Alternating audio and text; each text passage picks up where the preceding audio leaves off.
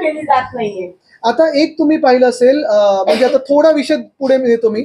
2 वर्षापूर्वी अनेक ठिकाणून, म्हणजे मला वाटतं छत्रपती संभाजीनगर असेल, नांदेड असेल, नागपूर असेल, या 3 मेडिकल कॉलेजमधून बातम्या आल्या होत्या की लहान मुलांचा मृत्यू मृत्यूदर वाढत चाललेला आहे. मी तिन्ही ठिकाणी गेलो होतो. माझ्यासोबत अंबादास दानवेजी होते आणि आम्हाला हेच त्यावेळी जे काही त्या तिकडच्या डीननी सांगितलं होतं. पहिलं तर मी डीनना सांगितलं की आम्ही तुमच्यावर आरोप करायला आलो नाही, तुमच्यावर आक्षेप घ्यायला आलो नाही, तुमच्याकडून समजून घ्यायला आलोय की सरकार किंवा शासन कुठे कमी पडतं आणि आम्ही काय आवाज उचलला पाहिजे. तेव्हा आम्हाला हेच सांगितलं गेलं होतं की अनेक ठिकाणी छोटे छोटे विषय आहेत, जे मेडिकल कॉलेजेसचे असतील, हॉस्पिटलचे असतील. आज पण अनेक तुम्ही पाहिलं असेल घोषणा झालेली आहे की आता नर्सिंग कॉलेज इथे होणार आणि तिथे होणार. पण आज पण रेसिडेंट डॉक्टर्स यांचं स्टायपेंड वाढवलेलं आहे का? आज तुम्ही कुठच्याही शासकीय मेडिकल कॉलेजमध्ये जा किंवा मेडिकल हॉस्पिटलमध्ये जा, तुमच्या शासकीय हॉस्पिटलमध्ये जा, जे औषधं मिळायला पाहिजेत ते त्या लिस्टवरची औषधं तुम्हाला ते वेळेवर मिळतात का? आणि म्हणून जर मिळत नसतील म्हणून तुम्हाला बाजूच्या दवाखान्यात किंवा एखाद्या केमिस्टकडे पाठवायला लागतं. आता जे छोटे मोठे गोष्टी, कुठे भिंत तुटली असते, कुठे कचरा उचलला जात नाही, कुठे नर्सेस जेवढ्या पाहिजेत तेवढे अपॉइंट केल्या नसतात, ह्या सगळ्या गोष्टींवर जर तुम्ही पुढे कार्यवाहीच केली नाही, अंमलबजावणी केली नाही, तर पुढे काय तुम्ही कशी अपेक्षा करता आरोग्य सेवेची? नगरसेवकाला पोलीस बॉडीगार्ड दिलेला आहे, संताप व्यक्त केलेला आहे. काय सांगाल, नगरसेवकांना अशा पद्धतीने पोलीस बॉडीगार्ड मिळतात? मला वाटतं पोलीस बॉडीगार्ड त्या नगरसेवकाला एवढ्यासाठी दिला असेल की लोकांना त्याच्याकडून काही हानी होऊ नये. पण आता मला वाटतं ह्याच हॉस्पिटलमध्ये पूर्ण त्यांचं मानसिक संतुलन काय आहे, एखादा असा विषय जर समोरून कोणतरी समजून सांगतं तुम्हाला की या महिलेला NSU म्हणजे त्या लहान मुलांना जे जन्माला येईल त्याला गरज आहे, आणि एखादी महिला डॉक्टर इंटरव्हीन करते, तुम्हाला समजवण्याचा प्रयत्न करते आणि तुम्ही त्यांच्यावरच हात उचलता, मग ह्याला खरोखर मेंटल टेस्टिंगची गरज आहे. त्यामध्ये ते असंही बोलतोय, 2 का सुटले? करा ना 5 जणांना अटक आणि काढा परेड. पुण्यामध्ये वगैरे जशी काढतात ना परेड, तशी काढा आरोप्यांची. आदित्यजी, लोकशाहीचं राज्य राहिले का या राज्यामध्ये? आदित्यजी आज अधिवेशनात आवाज उचलला, त्या प्रकारे हे जे चाललेलं आहे एकंदरीत कसं पाहताय? आणि आज आम्ही स्थगन प्रस्ताव देखील आम्हाला आरडाओरडा करून हक्कानी मागून घ्यायला लागला, तरी देखील तो अध्यक्षांनी नाकारला होता. दुर्दैवाची गोष्ट हीच आहे की अशा विषयांना वाव मिळतोय का? आता आम्ही आंदोलन करतोय, सगळं काही करतोय. आज डॉक्टर्सनी देखील संप पुकारलेला आहे, तरी मला वाटतं इमर्जन्सी केसेस ते हाताळतात. आणि हेच डॉक्टर्स आहेत, मी तुम्हाला परत एकदा आठवण करून देतो, कोविडच्या काळी असेल किंवा आत्ता असेल, आपत्कालीन स्थितीत असेल किंवा आत्ता असेल, दिवस रात्र कधी तुम्ही 24 तास फोन केला तरी असतात. मग ही सगळी स्टंटबाजी जी करायची होती ना, हिंमत असेल ह्या रमेश म्हात्रेंना, तर राम मंदिर लुटलं त्यांच्यावर हात उचला, जा बॉर्डरवर पाकिस्तानच्या समोर हात उचला. इथे तुम्ही दादागिरी करताना जे समाजात काही वाईट करतात त्यांच्यावर हात उचलून दाखवा ना.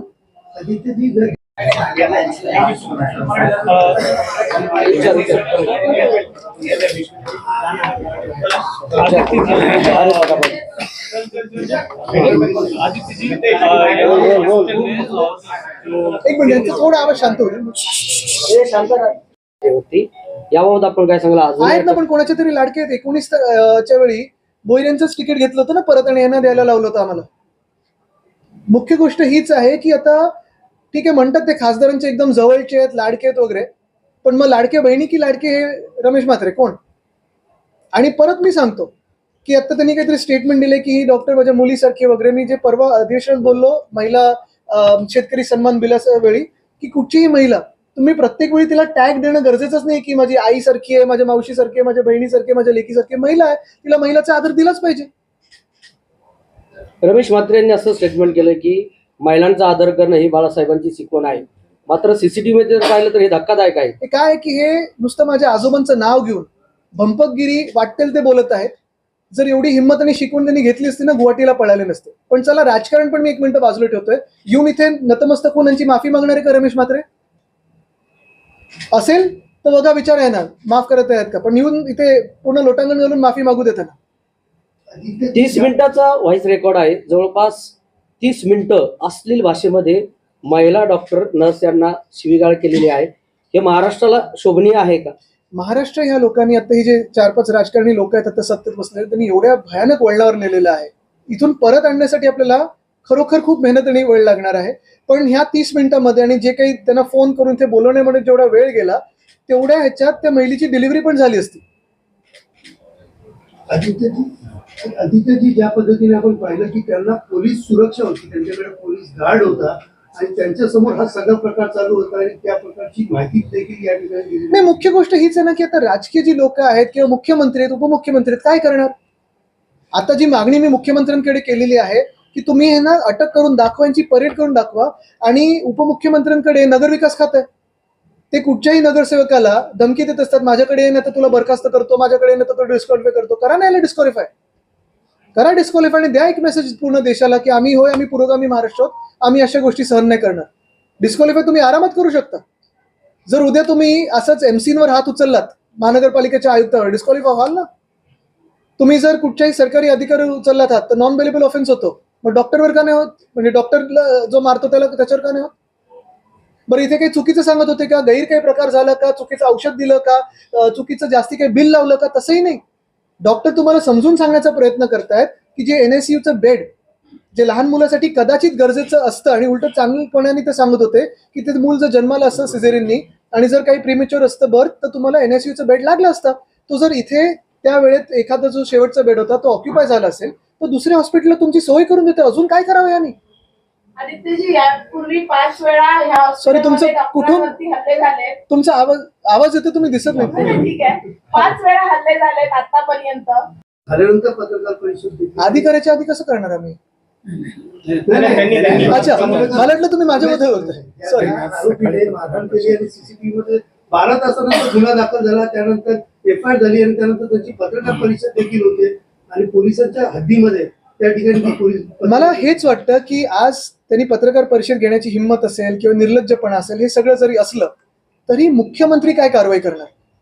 मुख्यमंत्र्यांची इमेज आज स्टेकवर आहे.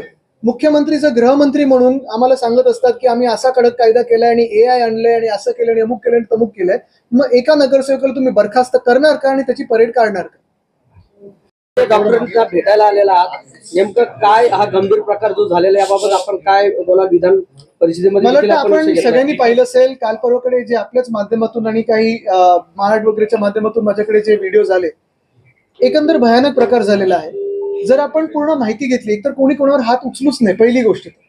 दुसरी गोष्ट म्हणजे जे काही आपण माझ्यासमोर आत्ता आपण पण ऐकलत आणि मला वाटतं डॉक्टर साहेबांकडूनच ऐकलं, तुम्ही नर्सेसकडून ऐकलं, जो प्रकार झालेला आहे खरोखर एवढा वेडेपणा आहे. म्हणजे जे हॉस्पिटल, जे डॉक्टर, जे नर्सेस तुम्हाला मदत करण्याचा प्रयत्न करतायत, जे प्रामाणिकपणे तुम्हाला सांगत आहेत की जर इथे डिलिव्हरी झाली तर निकूचा जो बेड असतो तो नाहीये, आम्ही दुसरीकडे तुम्हाला शिफ्ट करण्याचं सगळं जे काही मदत असेल, जे काही कोऑर्डिनेशन असेल, तुमचं ब्लड टेस्ट पासून सगळं इथे करून तुम्हाला तिथे आम्ही मदत करू. आणि हे सगळं होत असताना साधारणपणे त्या 1.5-2 तासाच्या कालावधीत तुम्ही कोणातरी ते बोलवता, रमेश म्हात्रेंना बोलवता, मारहाण करून घेता, तिथे तुम्ही आवाज चढवतात, घाणेरड्या शब्दांमध्ये अपशब्द वापरता, तुम्ही घाणेरड्या भाषेत सगळे काही बोलता. आणि ते रजिस्टर पण आता हे डोक्यात मारण्याचं त्यांनी दाखवलं. हे जे रजिस्टर आहे बर्थ रजिस्टर आहे. या रजिस्टरमध्ये जे कोणी इथे जन्माला येतात त्यांचा दाखला असतो, आई वडिलांचा दाखला असतो. आपण पाहिलं असेल, आता ठीक आहे 2026 साल झालं म्हणजे 6 वर्ष निघून गेली, पण 19-20 साली अनेक लोक जिथे रस्त्यावर उतरायला किंवा हे जे डॉक्टर्स किंवा नर्सेस हे जे सेवा करून घरी यायचे, त्यांना घरी घ्यायला घाबरायचे, स्वतःच्या सोसायटीमध्ये यायला घाबरायचे, तेव्हा या लोकांनी हिंमत दाखवलेली आहे आणि देवासारखं उतरून लोकांची मदत केलेली आहे. अनेकदा आपण पाहतो, अनेकदा आपण बोलत असतो की देवाला आपण घाबरतो, गॉड फिअरिंग आहोत, पण तसं जर पाहायला गेलं, आणि हे आम्ही नेहमीच म्हटलेलं आहे की इथे तुमच्या जीवनामध्ये जर तुम्हाला काही गंभीर जखम झाली, काही आजार झाला तर देवाकडे तर आपण आशीर्वाद किंवा प्रार्थना करतोच, पण जे इथे हॉस्पिटलमध्ये येऊन किंवा डॉक्टरकडे जाऊन तुम्ही जेव्हा जे त्यांच्याकडून औषध घेता ते देवासारखंच असतं ना इंटरव्हेन्शन. आणि आज आपण पाहतोय की रमेश म्हात्रेसारखा माणूस येऊन हात उचलतो, आरडाओरडा करतो, शिव्या देतो, मारामारी करतो आणि असंच सगळं सुट्टं मोकळं रान त्याला मिळालेलं आहे. हे योग्य नाहीये. मुख्य गोष्ट हीच आहे, आज आम्ही अधिवेशनात पण हीच मागणी केलेली आहे. मुख्यमंत्र्यांना जर कदाचित त्यांना वाटत असेल, पण करता काही येते का, कारण कदाचित त्यांच्यावर वरतून प्रेशर असेल, पण कुठेही राजकीय स्टेटमेंट न करता मला वाटतं माझी मागणी ही साफ आहे, स्पष्ट आहे. मुख्यमंत्री जे आपल्या राज्याचे गृहमंत्री पण आहेत, कारण आपण अनेकदा बोलतो लाडकी बहीण आम्ही योजना आणली, आम्ही ते महिला दिनाला खूप काही बोलत असतो, मग परत काय परवा महिला शेतकऱ्यांसाठी कायदा आणलेला आहे, पण आज आपण पाहिलं महिला डॉक्टरवर, आणि महिला असो किंवा पुरुष असो कुठच्याही डॉक्टरवर हात उचललेला आहे. जी महिला डॉक्टर उलट समजवायचा प्रयत्न करते तिच्यावर हात उचललाय, नर्सवर हात उचललेला आहे. आमची मागणी स्पष्ट आहे. ज्यांच्यावर FIR झालेले त्यांनी जे त्या CCTV मध्ये दिसलेले आहेत आणि ज्यांची नावं हे नर्सेस किंवा डॉक्टर्स तुम्हाला देतील, त्यांच्यावर फक्त FIR नाही तर अटक होणं गरजेचं आहे. अटक करून त्यांची परेड काढणं गरजेचं आहे की हे पुन्हा एकदा कुठच्या या शहरात घडू नये. आणि तिसरी गोष्ट आणि सगळ्यात महत्वाची म्हणजे रमेश म्हात्रेंचं नगरसेवक पदावरनं बरखास्त करून त्यांना निवडणूक लढण्यापासून बंदी टाकली पाहिजे. नाहीतर नुसतं काही बोलण्याला, आश्वासनाला आणि स्टेटमेंट्सना काही अर्थ राहणार नाही. आज आपण पाहतोय, कदाचित आपण उद्या हे विसरून जाऊ, दुसरं कुठचं तरी विषय येईल पत्रकारांमध्ये किंवा आमच्यामध्ये राजकारण्यांमध्ये वेगळा विषय. पण ह्या डॉक्टर्सना जो मनस्ताप झालेला आहे, जो ट्रॉमा झालेला आहे, हे त्याच्यातून बाहेर कसं येणार. आणि दुसरं म्हणजे हे परत परत होण्यापासून आपण कसं थांबवणार. आपण ठीक आहे म्हणत असतो की कायदा आणू आम्ही, कधी लॉयर्ससाठी बोलतो, कधी डॉक्टरसाठी बोलतो की कोणी याच्यावर हात उचलणार नाही, कोणी असं नाही होणार, तसं नाही होणार. पण हे सगळं घडल्यानंतरच कशाला. आत्ता कारवाई करायची संधी आहे, मुख्यमंत्र्यांना आत्ता कारवाई करायची वेळ आहे, संधी आहे. त्यांनी आत्ता ती करून दाखवली. जवळपास